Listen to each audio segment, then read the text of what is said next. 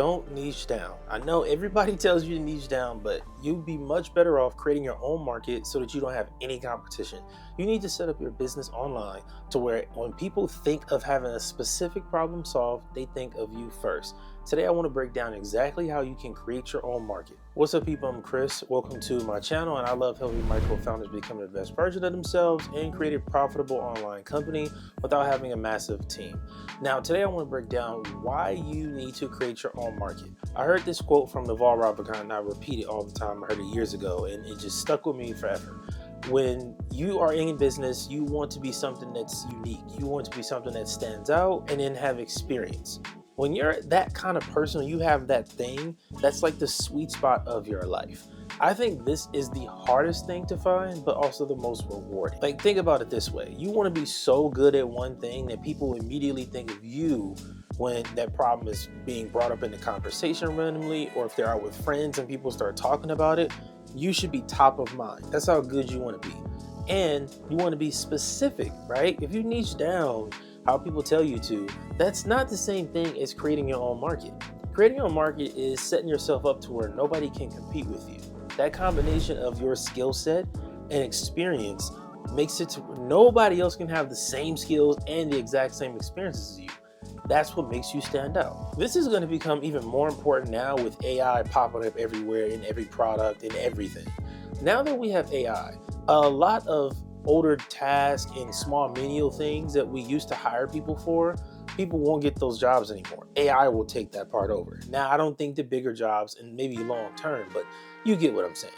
You need to be so unique and so valuable in what you do that not even AI can come in and take over your specific skill set and experience in the marketplace. Like a specific one, just for example, real quick, project managers. I know a lot of people are like, project managers are done, and I get it. I get the hype behind it. But the problem is there are some project managers who are really good at managing projects, number one, and then they've managed a lot of high-level projects. Like, think about that. Think about what that does for you. If you've done 10 projects and you have that skill set and everything, but then a lot of these projects you've been on have done really well. Like if you helped some SaaS companies go to market or something, that's huge. So not everything, not every market, not every job, not every skill set is going to be just completely obsolete because of AI. Some of them will be amplified because a lot of project managers are simply going to use AI to do their job.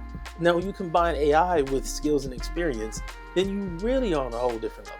Okay, so before we keep going, let me know in the comments down below what specific problem that you're solving. What's the task that you want to be known for? You may not be there yet, but that's the thing you're working towards. Let me know in the comments below.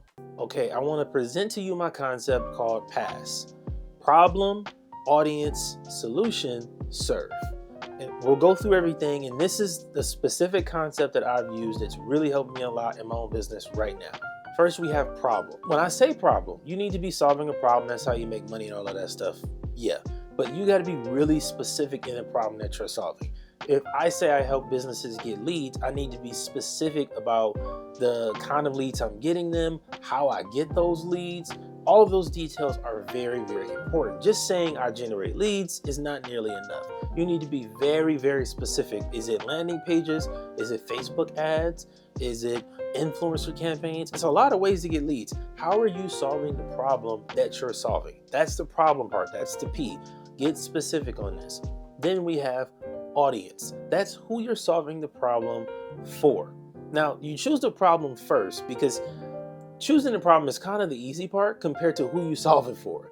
Like, I think this is where things get really difficult because you have to navigate the market to figure out who can afford to pay for this solution. Where are they in their journey in terms of this solution? One issue I ran into myself with my agency was trying to do marketing for a lot of SaaS companies, and there's different tiers of SaaS companies, right? I can't necessarily work with all the bootstrappers because they can't afford the service of this full-on podcast management, right? So we'll get to the solution in a second, but that's where the solution changes. But you got to know who you're working with. For me, in my audience, there's bootstrappers, then there's, the founders that are kind of in the middle that are working to get that investment, but they haven't gotten there yet. And then there's the founders who have funded. Pretty simple. I think breaking down your market in terms of tiers makes it way easier to serve them. Because then when we get to the S, the solution, the first S, now you can think about how you actually solve these problems. How do you solve the problem for this specific audience? For me, I know that if I'm talking to the bootstrap founder that wants to start a podcast or needs help with content marketing, I might not be able to work with them on a show one-on-one because they just can't afford it. Now, that doesn't mean we can't work together. That's why I create another solution for them, a digital product. You know, the courses and workshops and stuff, that's perfect for the entry level to the market. Then for the higher level, the founders, you know, the companies that already have the founding and they've gotten $250,000 and, you know, they have the money so they can afford the services. They get the one-on-one services. So you see in the first three, it's about finding the problem, the P. What is the problem you're actually solving? What are you focused on? I help with content marketing. I help with cleaning your garage, or I help with detailing your car. Like whatever the problem is, be specific on that. Then the audience. Who are you helping solve this problem for? Who is a specific person? Be as specific as you can, I promise you. It makes marketing and making content 10 times easier. Then the solution. What solutions will you have? I don't think it's bad to have multiple solutions at this point because honestly, that's what you'll probably need.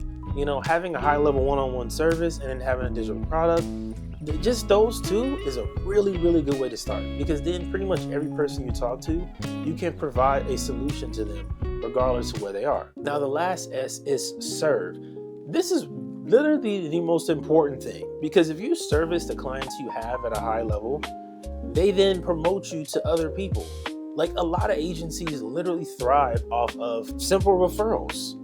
You know, that I do think you should have a process set up for that, and that's a whole nother video. But to even get to that point, you have to serve them at a high level. This is why I like to break down everything I do for clients from onboarding to every single month. Like, this is what you get. This is what it looks like. Here are the deliverables. Here's who's responsible for what tasks. Like, all of it. Break that down. Be clear. Be specific. Because I find if you're not, things fall through the cracks. And then in 3 weeks, you get random emails like, hey, you said we get this thing, but I don't have it. And although to get that thing, they need to send you something. Like, for example, for me, one issue I run into all the time is when people are working with me, they want to launch a show. For us to create a good logo, I need your brand elements, the kind of fonts you use, colors, all of that stuff.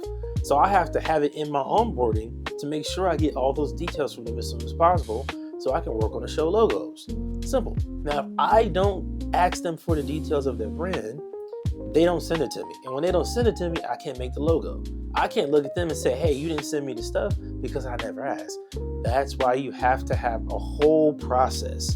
When you're ready to serve them, you need to be very clear about how you do all of it. Every single step. Break it down, go on that Google Doc, and just lay it all out there in terms of what you do, what each step is. It doesn't have to be pretty or cute. You can make it fancy later. Just lay out every single thing you do. So if you're getting value from this so far and you like the P.A.S.S concept, let me know what problem you're focused on solving, right? I want to know down in the comments below what problem in 2025 you want to focus on solving, and then for who?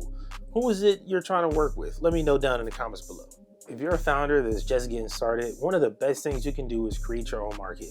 Eliminate all the competition and stop trying to compete with the bigger brands. You need to be very specific in terms of who you're helping, how you help them, and you need to be good at delivering on that promise. And again, once you do that part, it kind of takes care of the marketing, which is the hardest part. Like, it's the hardest part of having an agency, being a micro founder, is getting your clients. That's the hardest thing you're gonna run into. To avoid all of that in the hamster wheel of stuff, make sure that you're delivering to your clients above anything else. Because if you get them a result, it don't matter how much it costs or how long it took. When you actually help people get the outcome that they wanted, they are going to promote you and talk about you to other people. Now, I know that answered a lot of questions and it's going to help you out, in terms of laying the foundation, but I did do another video specifically on marketing as a solo founder where you don't have a massive budget. You can check that one out right here.